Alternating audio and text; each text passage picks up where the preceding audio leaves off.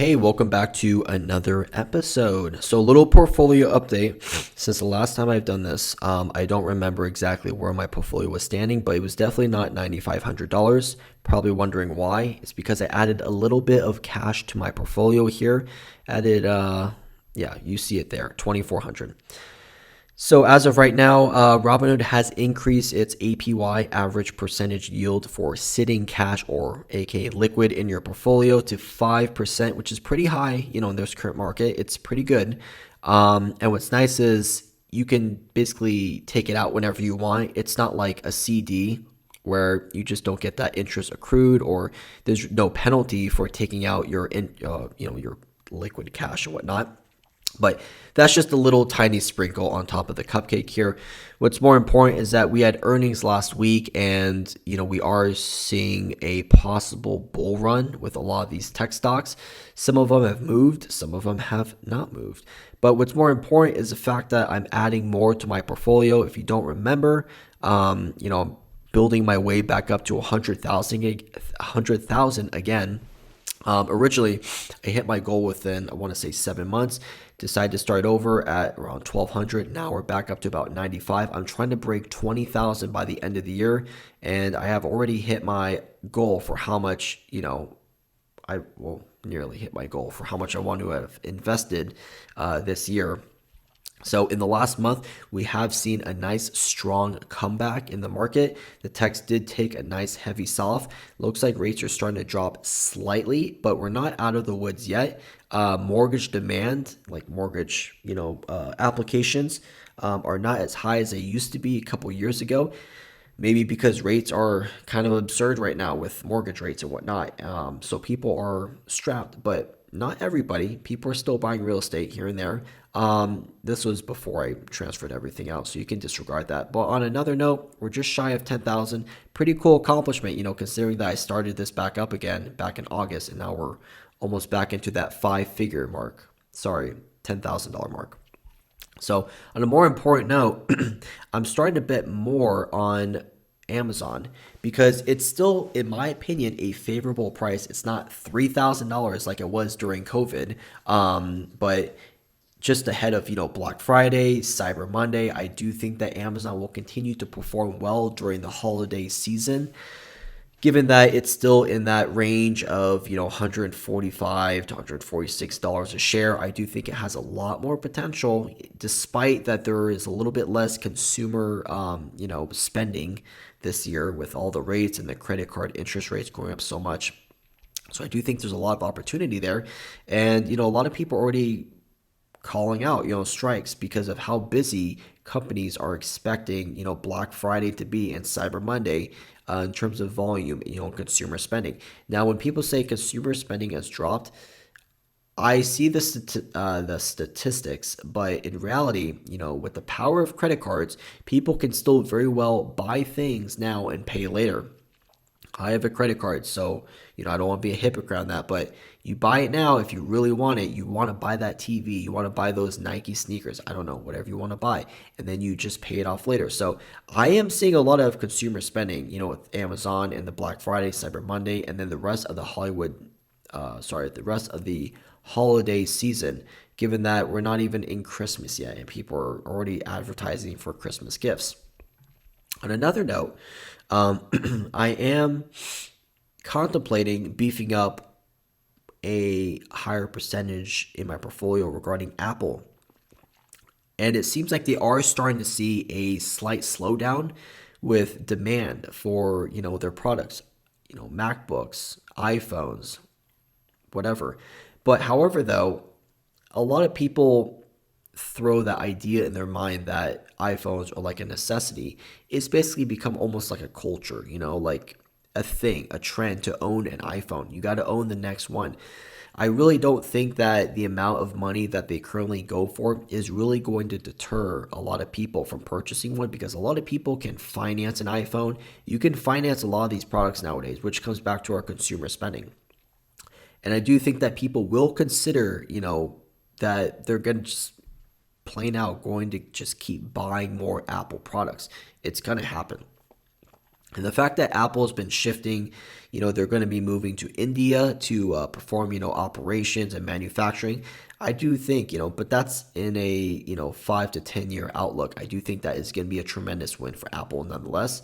And I don't really think anyone can deter me from thinking otherwise because I think India is a very underrated country with extremely high amounts of potential. So we'll just have to wait and see. But, it's the holiday seasons. I do think there's a lot of potential here for the tech stocks to have a nice, solid finish to the year. I mean, I was talking to a buddy of mine, and he said that the S&P very well could hit 47 by the end of the year. And there's another analyst out there, I don't recall the name, who speculates it could hit 5,000 soon. Not sure when. But on another note, one of my more important and friendly stocks that has done me well this year, NVIDIA. Now, this is an article from middle of October, so not too long ago, but Motley Fool can't really go wrong with them, right? Now, they're speculating, hey, is a split, in the midst for NVIDIA. When they did split, it was a 4-to-1 stock split. So if you had one share, now you have 4 shares. Now, this was executed, back in 2021. So we're talking, like 2 years ago. And now their share price is just shy of, $500. So is it at that stock price where a lot of people are going to think, hey, you know what, should it split again?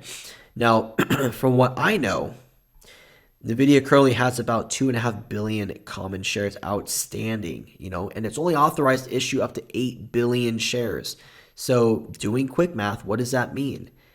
That this company could effectively execute a 3-to-1 stock split without increasing the number of authorized shares. Now, do they want to do that? I don't even know if they're contemplating a stock split. I feel like if they were, this would have already been in the works for like the last however many months. Obviously, it's not just going to come about because you have people who have to vote on it, approve it, whatnot. It's a whole process. So if NVIDIA does decide to go ahead with this 3-to-1 tentative, speculative stock split, that would be amazing. I'd have a ridiculous amount of shares. But what's most important is the fact that right now that NVIDIA is sitting, just shy of $500 a share, and it's up like 230, 240% year to date, which is just insane to think about, has made it just a necessary stock in a lot of analysts' eyes, considering the constraints we've seen with China on their regulation with chips. Despite those regulations, a lot of people necessitate the idea that we need NVIDIA chips. They have the top technology for it.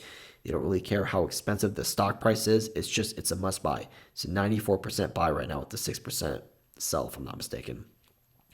So if they do decide to execute a 3-for-1 stock split, that could be just absolutely like a godsend for me and other people who are NVIDIA bag holders. But that would mean that they don't have to increase the number of authorized shares.